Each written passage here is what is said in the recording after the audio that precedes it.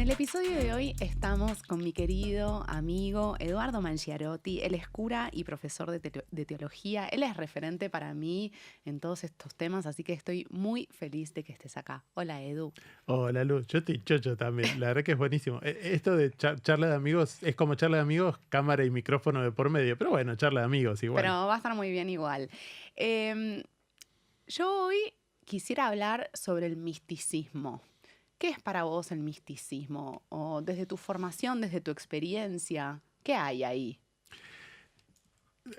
Por suerte me preparé para esto y venía ahí como repasando definiciones y lecturas y, y de alguna manera si yo te tuviera que resumir qué es más que qué es el misticismo, qué es la experiencia mística, es justamente la vivencia que alguien puede tener de la realidad en su sentido más profundo, y si querés, de la realidad que está detrás de la realidad.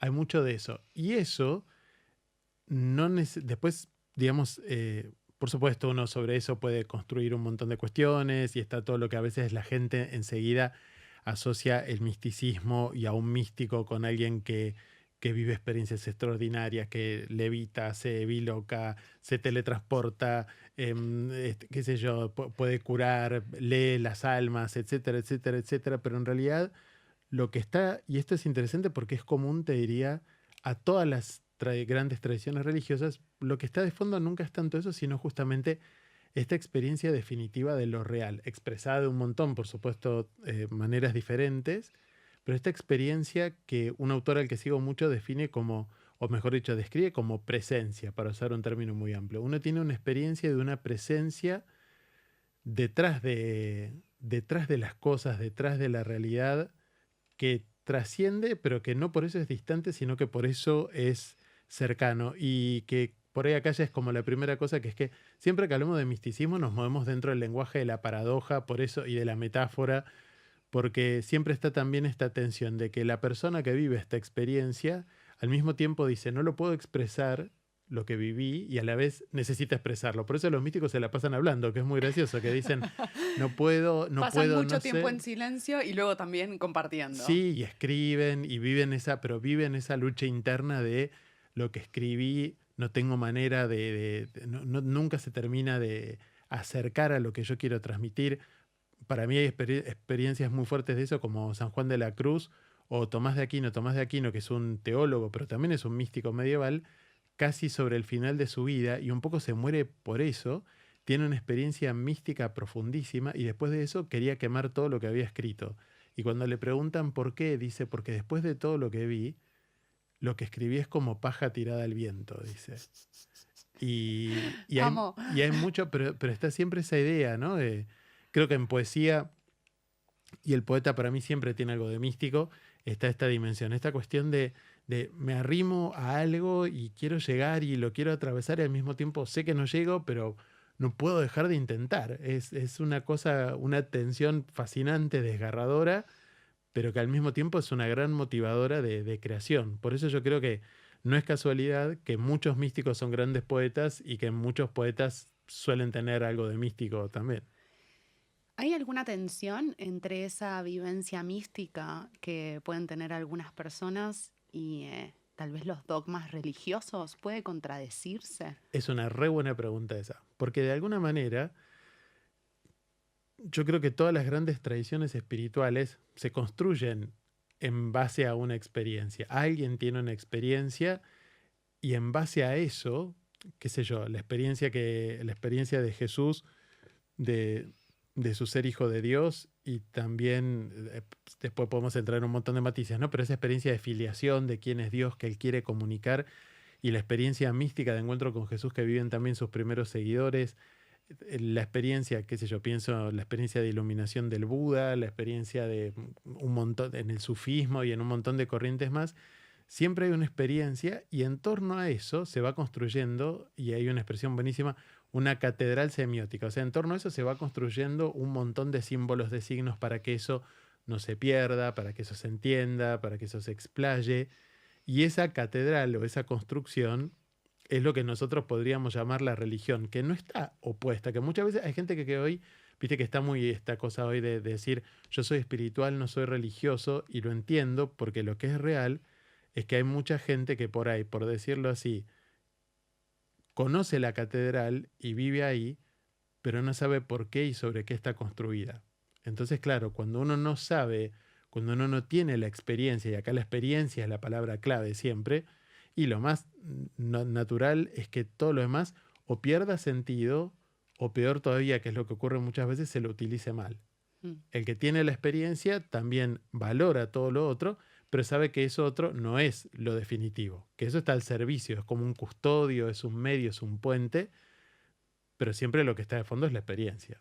Entonces yo creo que no son cosas contrapuestas, pero claramente no son lo mismo, y más de una vez viven una cierta tensión, como muchas veces les pasa también a los místicos, sobre todo en épocas donde por ahí la experiencia religiosa está más débil, está más floja o está como más rigidizada, y más de una vez son figuras que experimentan tensiones con su contexto religioso, por lo menos dentro del catolicismo, que es la tradición dentro del cristianismo que conozco más, ciertamente ocurre muchas veces. Es lo que le pasó a Jesús, básicamente. Es lo que le pasa a Jesús también, sí, que tiene que luchar con una visión, con una deformación de la religión que claramente no se corresponde a la experiencia fundamental, pero que está ahí muy, muy grabada, muy enquistada en la cabeza de mucha gente.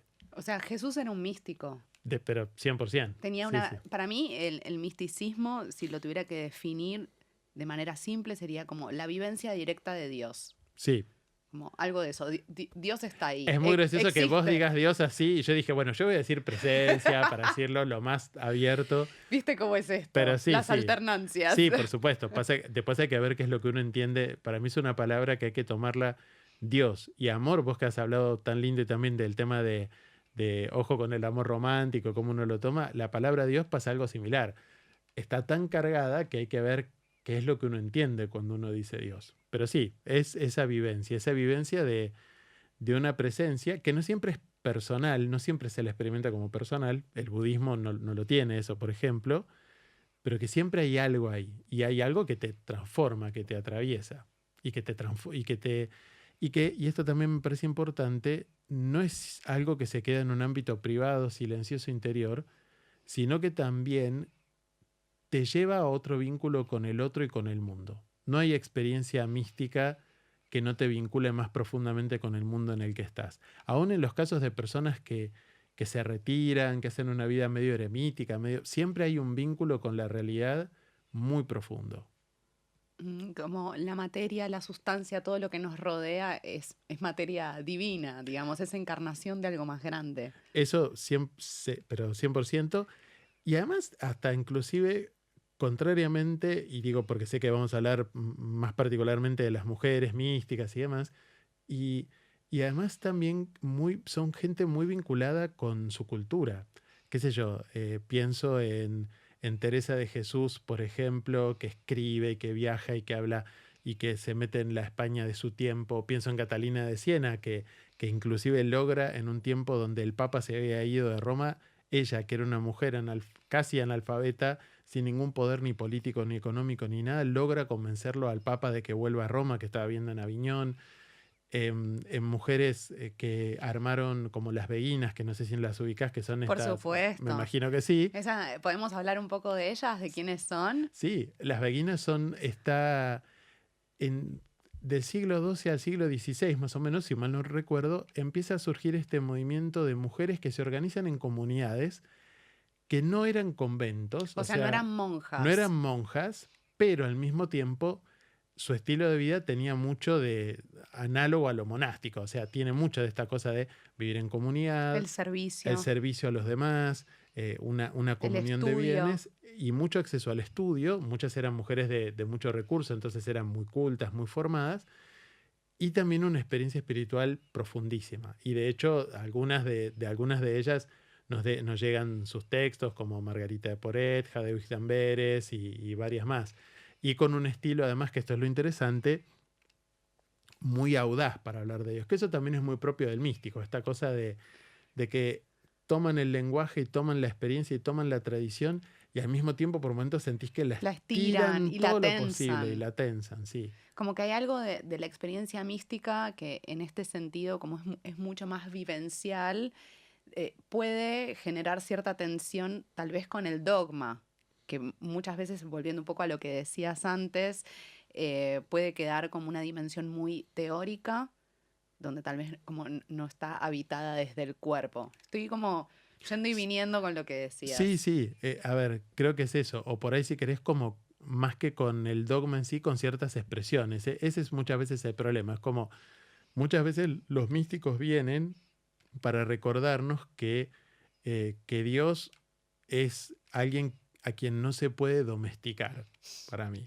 Que es una de Dios es las grandes... salvaje, Dios es salvaje, salvaje, sí, como el sí. disco de Nick Cave que está por salir ahora, que se llama así, Dios salvaje, ¿viste? Esta idea Mira, de, de que, de que Dios siempre es una realidad de la cual es más lo que no sabemos que lo que sí sabemos, que siempre la aproximación es con temor y temblor, como diciendo, bueno, yo viví esto, te transmito esto, pero al mismo tiempo sé que me quedo corto, que no llego, pero necesito compartirte esto. Y entonces, claro, por eso esto que te decía de la tensión con el lenguaje y la tensión muchas veces con su tiempo y esta necesidad de dar siempre como un paso más allá, más de una vez. mm, Y por eso también, sí, por eso muchas veces los místicos son figuras incómodas dentro de las, por lo menos para su tiempo. Después, como pasa siempre, con el diario del lunes, todos decimos cheque grande, fulanito, y después fulanita, son son santas, santos, muchas de son ellas. santas, pero en el medio las La pasaron pasaron mal, verdes, ¿viste? la Claro, sí. pasaron muy mal.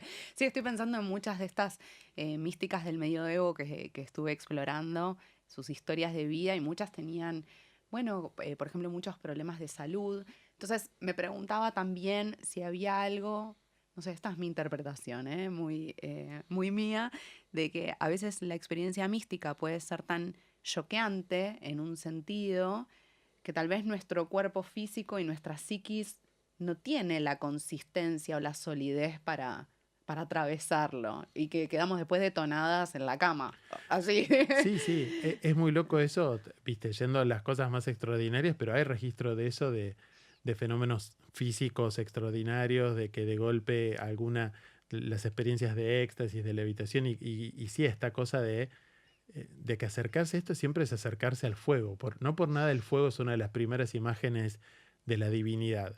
Esta idea de que te acercás, te podés quemar, digamos, y esto que aparece mucho cuando dice el Antiguo Testamento, nadie puede ver a Dios y seguir viviendo. Esta idea de que hay algo que te desestabiliza. Por eso también en la mística cristiana y en la mística medieval, de un modo muy particular, medieval y del siglo de oro, muchas veces la imagen que se usa es la del enamoramiento.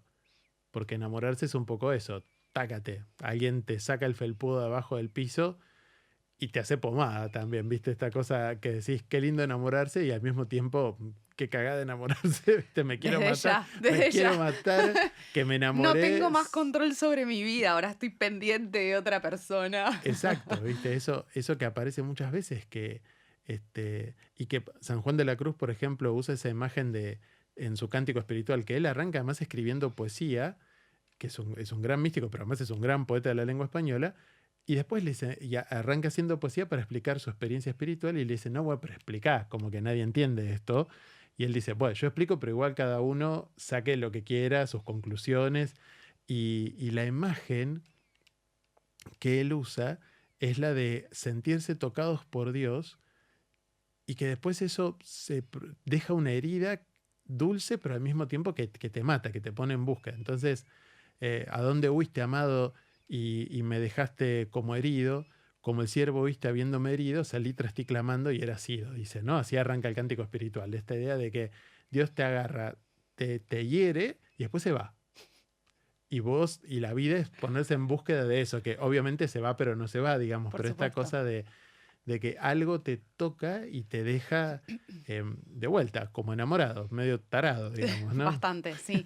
En buena medida, como la hipótesis que para mí tiene más sentido cada vez más en los últimos años es que en nuestra sociedad tenemos como mucha fascinación con el amor romántico porque eso va en paralelo a la secularización de la sociedad. O sea, a medida que desencantamos el mundo y perdimos la conexión con lo sagrado, nuestra forma de compensar esa necesidad de conexión con algo más grande que el individuo, lo volcamos hacia el drama del amor romántico. Es un poco, no sé, una hipótesis con la que trabajo. Me encanta, me parece que es interesante, a ver, porque hay una realidad para mí, y es que no podemos vivir sin enamorarnos. Todos necesitamos enamorarnos de algo o de alguien, en el sentido que todos necesitamos tener algún lugar donde terminemos poniendo el corazón. Y eso para mí hoy es un tema, viste que hoy, y yo, vos lo sabés, yo trabajo en ESI, he hecho trabajo con mujeres que sufren violencia de género, tengo muy presente lo dañinos que son ciertos relatos sobre el amor romántico, dañinos de verdad, y que legitiman o no permiten a veces que salgan a la luz relaciones violentas, patológicas y demás. Pero dicho esto, yo creo que todos necesitamos esa experiencia de que el corazón se derrame más allá de sí mismo. Y entonces, en ese sentido, también muchas veces, la experiencia del amor humano, en cualquiera de sus formas, es la que nos abre la experiencia de lo místico. Para mí hay mucho de eso también, y en el cristianismo está mucho también esta experiencia de que es el vínculo con el otro donde uno se encuentra con Dios.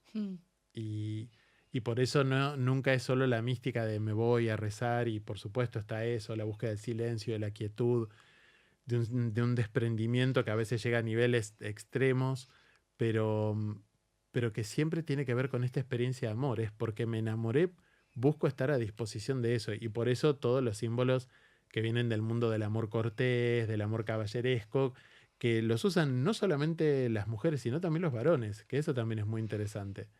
Y entonces de un modo u otro eso va apareciendo, esa dimensión del amado, del esposo, del novio, esta idea de que hay algo que te toma por completo y que te transforma, que no te deja igual.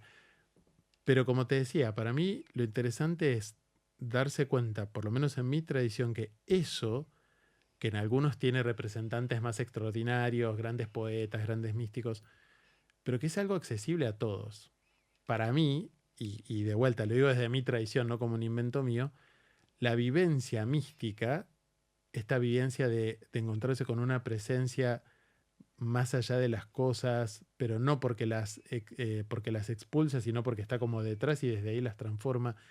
La experiencia del sentido profundo, la experiencia de conexión con el todo, no son cosas para algunos privilegiados. Son cosas que de alguna manera están abiertas a todos, y hasta me animaría a decir que de alguna manera, aunque sea un poquitito, todos tenemos en algún momento experiencia de eso. El tema es que no todo el mundo después lo capitaliza en el sentido de decir, a ver, vamos a ir un poco más se abrió hondo. algo. Se abrió algo, y a veces uno se olvida, porque eso también es cierto, viste, no siempre uno está dispuesto a dejar atrás, viste, ciertas cosas, no siempre cultiva eso, pero yo soy un convencido que la experiencia mística es experiencia para todo el mundo y que no es para un grupo de privilegiados. No hay, por lo menos en mi tradición, lo místico no es para una élite, es para todos. Definitivamente. El cristianismo en eso es súper democrático. La Recontra. experiencia mística es para todos, todas, todes. 100%. 100%. Algo de lo que pensaba mientras hablabas es que pensás, a ver, ¿hay algún tipo de práctica que pueda habilitar que tengamos este tipo de experiencias? ¿Como algo que podamos hacer conscientemente para que eso se abra? ¿O simplemente la vivencia mística irrumpe en tu vida de manera sorpresiva? Yo creo que hay algo sorpresivo, pero bueno, no sé si uno puede como generar el campo fértil. Qué buena pregunta. Yo creo que están las dos cosas, que cada tanto pasa que, porque de vuelta, Dios es un Dios salvaje, no está domesticado, y entonces algunas veces entra en tu vida de un modo absolutamente imprevisto, pero también creo que muchas veces uno se puede ir preparando para eso, y en eso diría que hay, digamos, hay un camino a realizar en todo lo que tenga que ver con cultivar nuestra sensibilidad, que los dos lenguajes más habituales suelen ser el de aprender a escuchar y aprender a mirar. Por eso, viste, en general se suele hablar de una actitud contemplativa, en una tradición, si querés, más griega, está más orientado a la visión, en una tradición más hebrea diría que está más orientado a la escucha, pero la idea es siempre la misma, tiene que ver con vivir en un estado de receptividad y tener capacidad de dejarse afectar. Mm. Que eso, me parece a mí, es una de las cosas más difíciles en esta época de sobreestímulo permanente en el que estamos. Como decir, a ver, ¿qué puedo hacer yo que me permita detenerme, escuchar? La práctica de la meditación para mí es fundamental en eso, pero me acuerdo, yo hace varios años, cuando estaba en mi primer año de seminario, había leído un libro que en realidad era como un camino de práctica que se llama Ejercicios de Contemplación y que te propone durante más o menos una semana que vos lo que tenés que hacer es mirar sin juzgar, decía. Y entonces, y me acuerdo que mis compañeros de seminario me miraban porque yo por ahí me quedaba mirando una planta así, Ay, te reimagino. como sí, sí. El pisciano Sí, sí, sí. contemplando. El, En amor. el primer año de seminario, que es muy monástico, se presta mucho ese tipo de experiencias. Me encanta igual, ¿eh? Así vivo, Sí. sin haber estado en Bueno, un seminario. Pero es buenísimo porque eso es lo que a uno, para mí, lo predispone, la capacidad de escucha, de no estar sobresaturado. Creo que eso es una de las cosas que nos ayuda, pero también en todo lo que hoy, viste, lo que a veces se habla en mindfulness, pero en otras cosas de comer con intención, digo, pensando en el gusto, tocar con intención, que las cosas no nos pasen así rápido. La presencia, el registro, básicamente. La presencia, estar presente para encontrarse con la presencia. Yo creo que hay algo ahí que siempre nos predispone y que de vuelta, de un modo especial se da cuando hablamos con el otro. Eso que de golpe, viste, cuando uno puede, y me pasa a mí también a veces, ¿no? Cuando hay veces que, vos sabés que yo acompaño mucha gente que viene a charlar, y a veces que Todos entro... te vamos a llorar, Edu. Digamos todo. Yo también voy, ¿eh? Yo también. Pero a veces Edu.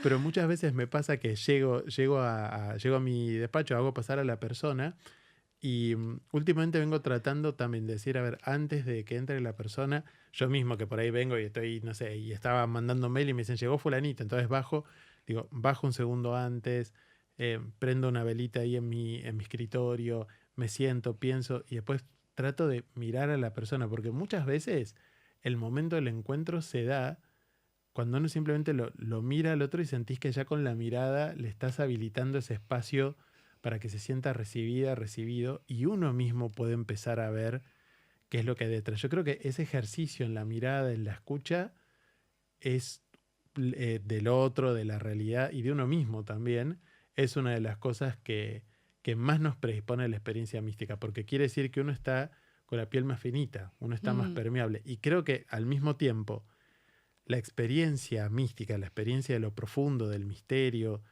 del amor, también siempre te deja más sensible. Por eso muchas veces, cuando uno, viste, a vos te habrá pasado, volvés de un retiro, volvés de alguna experiencia profunda y lo que uno más siente es que uno está como más permeable al otro, está más bueno. Por eso a los curas hay una frase que decimos entre nosotros que es que cuando volvés de retiro que no te encuentre tu jefe, tu obispo, porque ese día estás más bueno, estás como con más, viste, si te piden algo vas a decir que sí, viste, entonces Es verdad. como que te dicen, bancate un par de días que te volvés más malo de vuelta y ahí, viste, retoma tu vínculo con Y los te demás. resulta más fácil poner límites, lógicamente. Sí, pero para mí hay algo tan lindo en eso, ¿no? Siento que hoy estamos muchas veces, y de vuelta, y entiendo por qué, y hay cosas muy sanas en eso, muy razonables, bancando mucho el tema de hay que cuidarse, hay que preservarse, cuídate. Sí, por supuesto, y tiene un sentido. Y hay mucha cosa sana, pero también hay mucha cosa que a mí me preocupa porque tiene mucho de individualismo.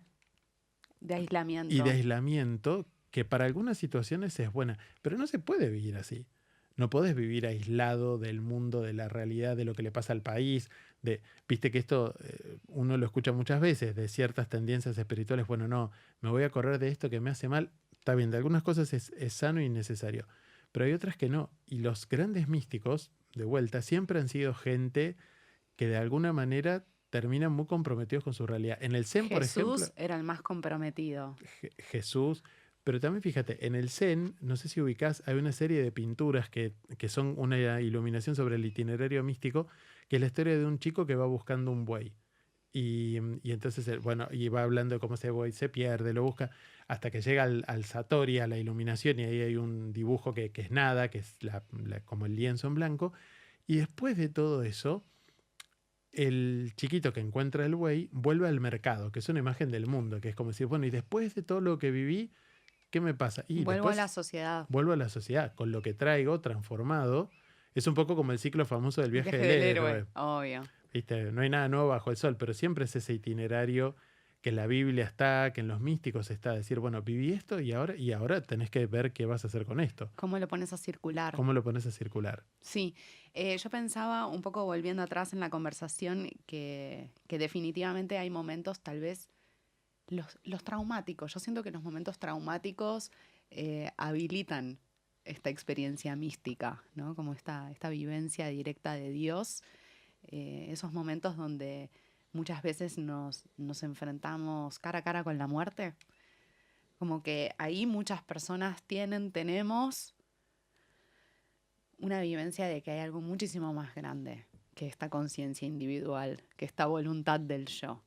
Como también algo de eso. Pero bueno, hay personas que dicen, bueno, sí, qué shock, no sé qué, sí, Dios me salvó de este accidente de auto, no sé qué. Bueno, vamos a seguir con lo de siempre. Como, Tal cual. Listo, próximo capítulo. Sí, yo creo que, aparte es tal cual como decís vos, lo traumático que puede llegar de muchas maneras. Yo siempre digo que es lo traumático si hay alguna presencia amorosa que nos permite integrarlo, transitarlo. Total. Pero definitivamente, si uno tiene la capacidad de sostener esa vivencia, de que eso no se tape, sino que te abra, y sí, te transforma.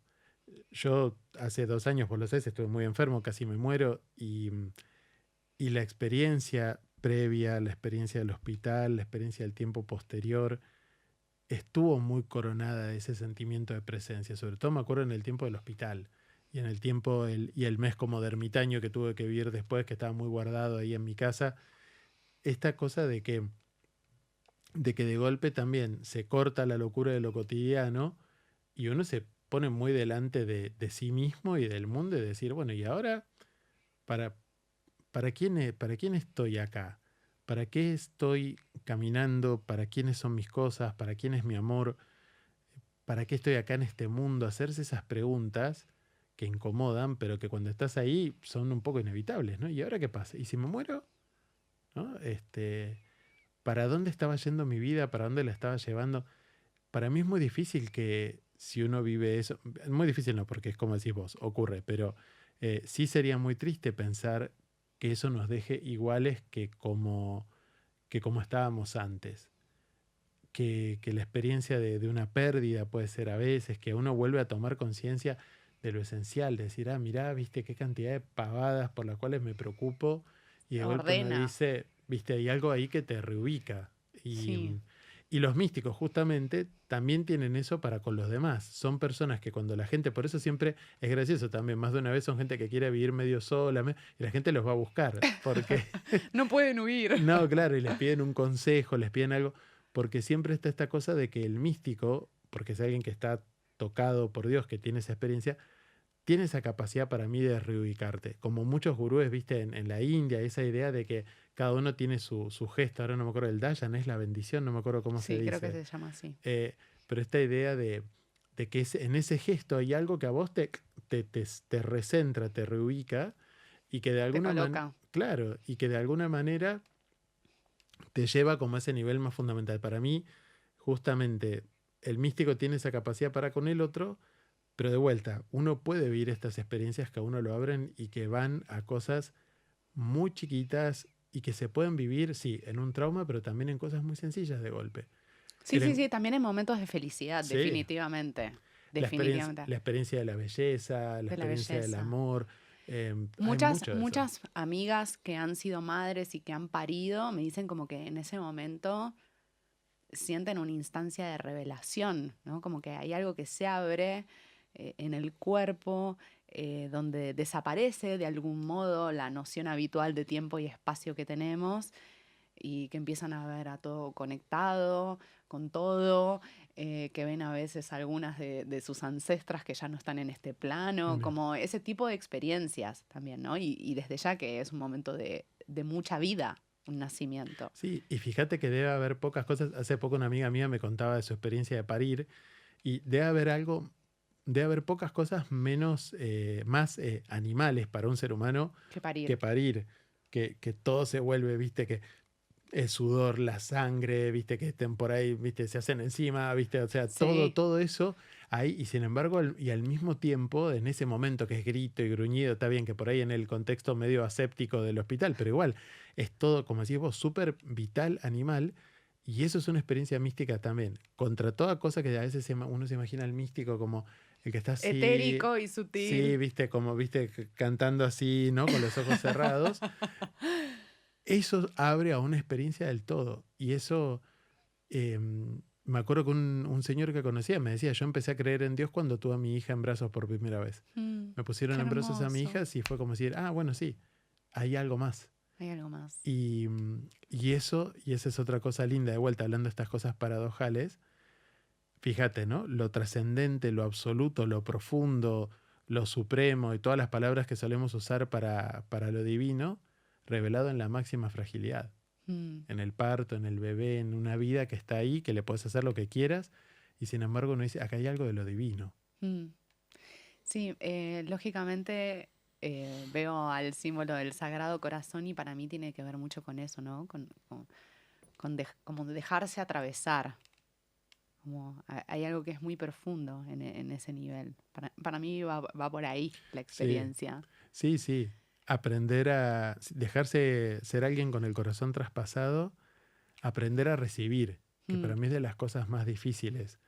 Y hace poco me pasó que fui a bendecir la casa de esta amiga mía que tuvo a su hijito, a Miguelito, y el marido de esta chica canta muy, muy bien. Entonces me pidieron que hiciéramos como un ritual, bendijimos la casa y mientras yo iba rociando la casa con agua bendita, él se puso a cantar una antífona muy linda que, que va diciendo eso, abre tu corazón, recibe lo que se te regala y goza, solo el amor transforma. Y pensaba en mm, cómo muchas veces pensamos en la experiencia espiritual muy en otra clave a veces, de simplemente del donar, del dar, así como hablaba recién de esto, ¿no? Que es importante, pero siempre todo nace por la experiencia del regalo. mm, Y para mí, por lo menos, si vos me preguntaras a mí qué experiencia mística tenés, me da un poco de vergüenza decirlo así, pero a mí una de las que más me acompaña hace ya tiempo, y sobre todo este último tiempo, es esa experiencia del regalo. mm, Y a veces irrumpe momentos muy chiquitos y de golpe estoy,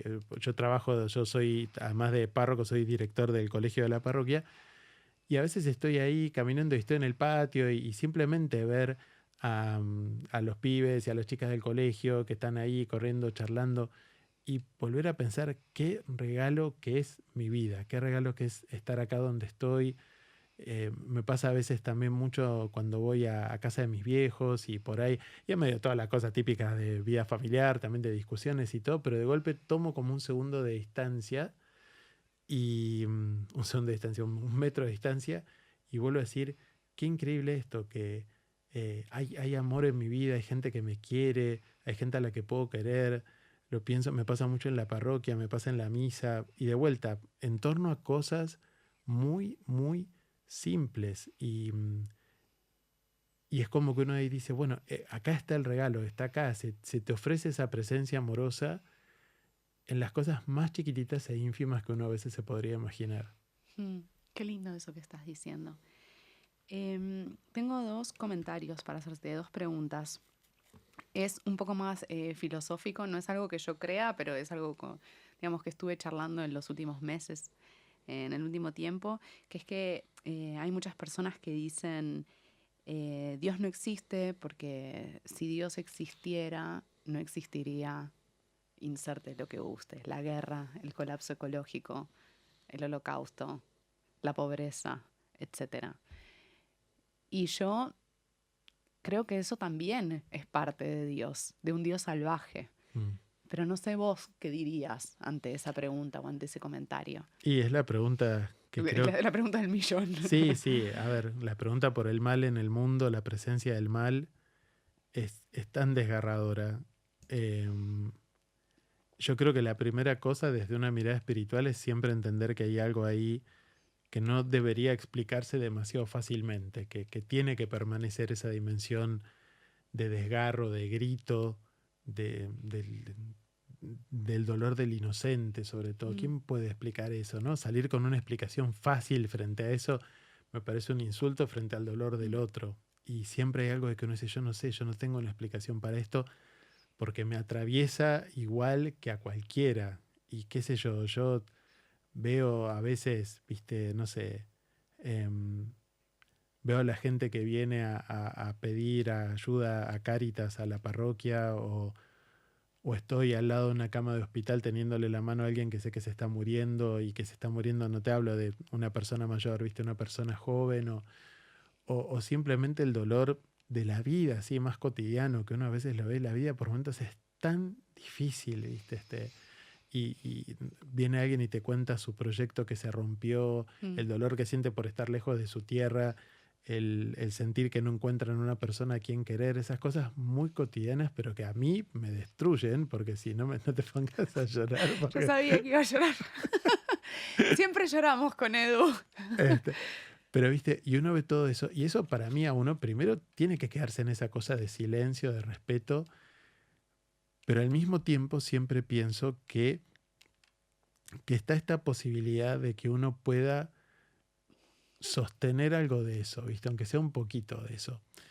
Y, y cuando podés hacer eso, y eso no se expresa en el lenguaje, la otra vuelta me pasó, vino a charlar a alguien, estaba muy mal, lloraba mucho y hablábamos un rato, yo le dije un par de cosas y después le di un abrazo y me acuerdo que ella me dijo, la verdad que lo que necesitaba Era era un eso, abrazo. ¿viste? Era eso. Y hay algo de eso ahí.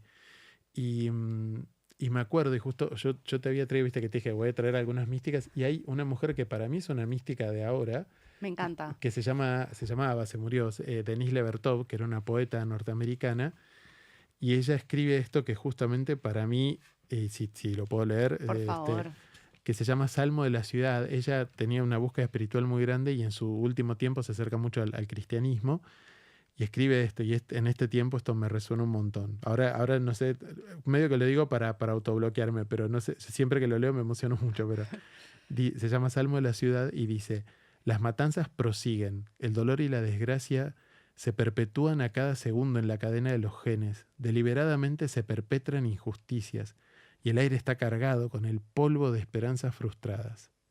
Y sin embargo, al respirar el vaho, al caminar por las veredas apiñadas entre vidas deshechas, los martillos neumáticos rugiendo con estrépito, un estacionamiento al sol de mayo iluminado dolorosamente, vi, no detrás, sino por dentro del dolor con sordina, el polvillo en el viento, las horribles fachadas de hormigón, otra pena. Vi un resplandor como el que da el rocío, un hogar de piedad. Y oí, no detrás, sino por dentro, un sonido, un murmullo que derivó en una sonrisa plácida. No cambió nada, todo fue revelado de forma diferente.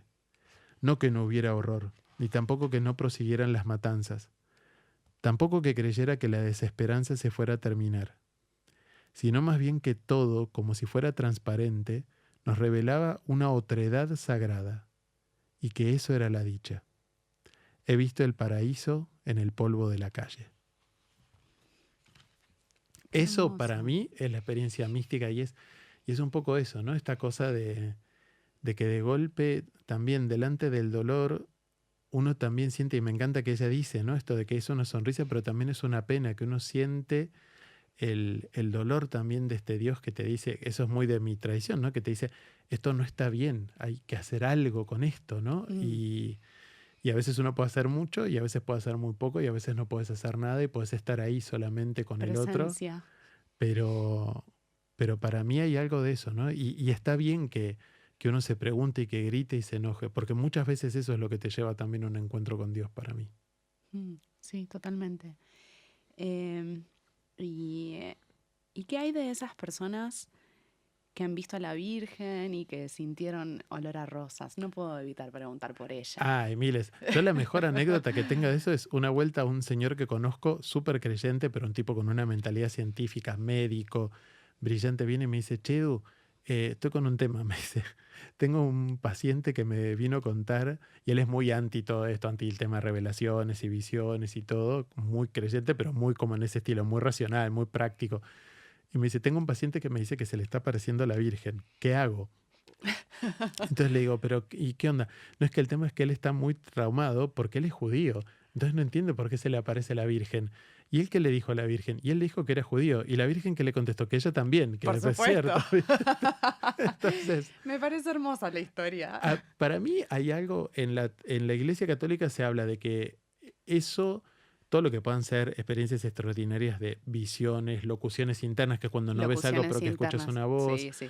em, cuando fenómenos extraordinarios, siempre son primero que nada para la persona que las recibe. Entonces yo que me ha pasado cada tanto que venga alguien y me diga, se me apareció la Virgen, o Jesús, o escuché una voz, o vi tal o cual cosa, tal o cual señal, ¿qué hago con esto? Siempre lo que trato de decirles es, fíjate cómo esto te impacta a vos en tu vida cotidiana, que eso es al final la cuestión. ¿A dónde te lleva? Hace un tiempito me pasaba con una persona que también que había vivido una experiencia como de sentir un don muy, muy particular, bastante extraordinario. Y para mí lo interesante y lo que charlábamos era, bueno, fíjate cómo esto lo pones al servicio, para no engolosinarte con lo otro, porque eso también, de vuelta, ¿no? Lo extraordinario siempre está al servicio del ordinario. Mm. Y esto en la mística también es como una cosa de decir, bueno, si pasa, pasa, pero no es lo central. Y me acuerdo, en el budismo, una vuelta un muchacho budista me contaba que también cuando buscaban la reencarnación, era una rama del budismo tibetano que era, viste, esto de que buscan por ahí al sucesor de tal lama, que es la reencarnación de un lama anterior, y entonces decía que estaban los signos ordinarios y los extraordinarios. Y entonces los ordinarios eran levitación, interpretación de esto, bilocación, todas cosas que yo decía, chao, si estos son los ordinarios, lo que serán los extraordinarios, una bomba. Y después dice, ¿y los extraordinarios? Y sonríe y decía, los extraordinarios para nosotros son, iba diciendo, el perdón, la paciencia, la paz, la alegría, esta cosa de que al final todo baja a lo concreto, que la experiencia mística se valida de alguna manera en esta cosa cotidiana. A Teresa de Jesús, que fue una gran mística y una gran reformadora religiosa, en un momento las monjas de uno de sus carmelos de los conventos le pidieron más tiempo para rezar, entonces decían que no cocinemos más y que consigamos gente que venga y nos cocina y listo. Y ella les escribió, les dijo, Dios también está entre ollas y sartenes, viste, como diciendo, pónganse, Vayan a laburar. a cocinar, vayan a laburar.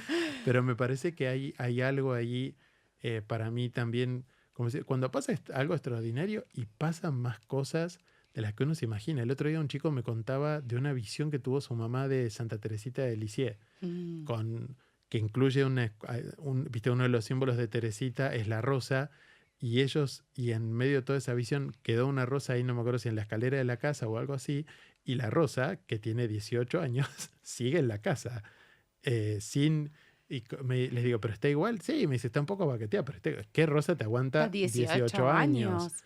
Y bueno, y uno dice, y te lo cuento así, y conozco gente, tengo un amigo que le pasó que tuvo una experiencia con ángeles y es muy gracioso porque me dice, y me molesta tanto que me haya pasado porque yo no creo en los ángeles, dice, ¿no? Entonces, yo creo que son cosas que están, y que quizás, de vuelta esto que hablábamos al principio, esta mentalidad nuestra más secularizada le cuesta procesarla, y yo mismo no siempre tengo las palabras para entender bien cómo se engancha una cosa con lo cotidiano. Para mí, evidentemente, hay algo del castellano que es muy limitado para este tipo de experiencias. Como el castellano es muy secular, demasiado, Sí. como para poder ponerle cuerpo, palabra a esas experiencias cosas, sí. Místicas. Sí, y que de golpe también, para nuestra visión, ha habido otras épocas donde estas cosas estaban más naturalizadas. Yo sé en qué pienso en esto cuando el otro día tenía celebración con los chicos de jardín y voy y les digo a los chicos, ¿saben? Y yo ya estaba con la túnica, con todo, les digo, ¿saben quién soy? Y los chicos dicen, Jesús, ¿viste?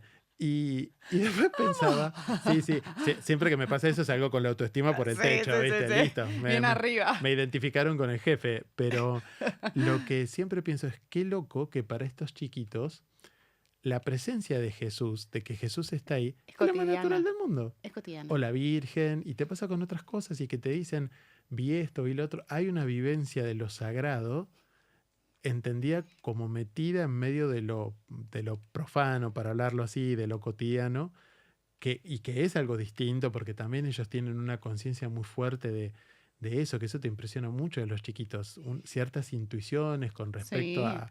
Yo recuerdo de ver a mi hermana, yo tengo una hermana que tiene 20 años menos que yo, y que cuando era chiquita sin que nadie se lo dijera, se quedaba de golpe ella solita mirando una imagen de la Virgen, viste, esas cosas, y uno lo ve en un montón de chiquitos, y que al mismo tiempo eso convive con lo cotidiano y con que sí, está Jesús, pero porque está Jesús, que eso también lo ves, no hay ningún problema en que yo le charle a mi compañero, cante, haga la No, coreo, claro.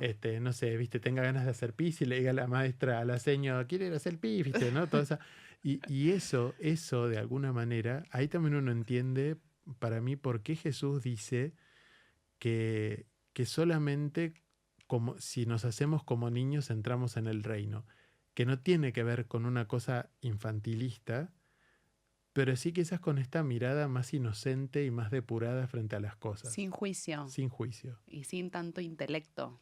Claro, una mirada que no divide, sino que une, digamos. Claro. Es que todo existe en el mundo de los niños, ¿no? Sí. Todo existe a la vez. Sí, y como dice uno de esos, no sé cómo se diría, como esos aforismos, hoy que hablábamos de la alquimia antes, ¿no? Aceptar todo, no rechazar nada, ¿no? Eso es muy alquímico. Hay algo de eso, me parece, ¿no? Decir, bueno, que venga todo y después vemos, pero la experiencia mística también tiene que ver con eso. Nada se queda afuera. De alguna manera en todo aparece Dios. Hermoso. Qué lindo esto, Edu.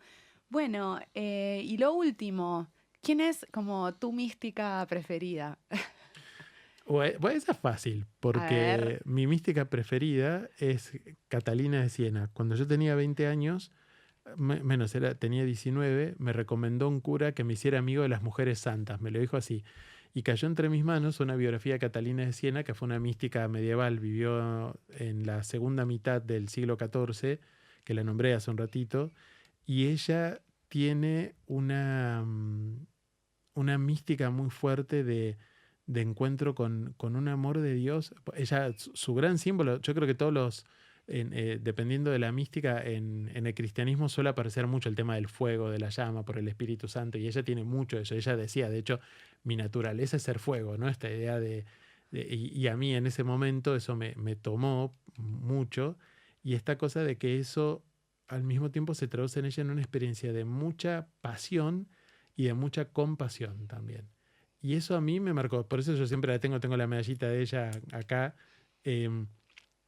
Esta cosa de una mística muy apoyada en una experiencia de que Dios es así. Ella habla del amor loco de Dios, de un Dios enamorado, y que dice que Dios está enamorado y como se le chifla el moño por nosotros, hace pavadas y hace cualquier cosa porque quiere estar con nosotros, que también es, bueno, esto es lo del Sagrado Corazón, ¿no? Un Dios que se hace frágil. Yo creo que es ella, y muy cerquita atrás de ella viene Madeleine Delbrel, que es una mística del siglo XX, que ya vive un encuentro con Dios. Es muy gracioso, ella era atea y el novio le corta para hacerse cura, y a ella le dispara todo un proceso religioso que la lleva a hacerse muy creyente, y ella vive como asistente social en los barrios obreros marxistas de París de la primera y el principio de la segunda mitad del siglo XX, y es una mística increíble, y habla mucho de una mística, de esto que te decía, que para mí es muy importante, una mística en el mundo, que uno no tiene que alejarse del mundo, sino meterse más profundamente en el mundo para vivir la experiencia mística.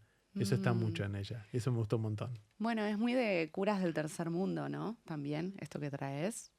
Sí, o sea, de entender que quiero decir, es como ese movimiento muy década del 60, de que 70. La experiencia, sí, 100%, de ¿no? teología de la liberación. De compromiso con el mundo, de que hay una experiencia espiritual, que son en la teología de la liberación está muy fuerte. La experiencia espiritual te lleva a un compromiso y te lleva también a pensar cómo uno hace para luchar contra las injusticias, para luchar por un mundo mejor, y que de hecho yo creo que a veces parte del problema. Hace poquito hicimos un retiro con un grupito de jóvenes militantes en política, y una cosa que hablábamos era cómo muchas veces cuando se pierde la mística, en un sentido más amplio si querés, pero cuando uno pierde una cierta evidencia espiritual, es muy difícil sostener un compromiso.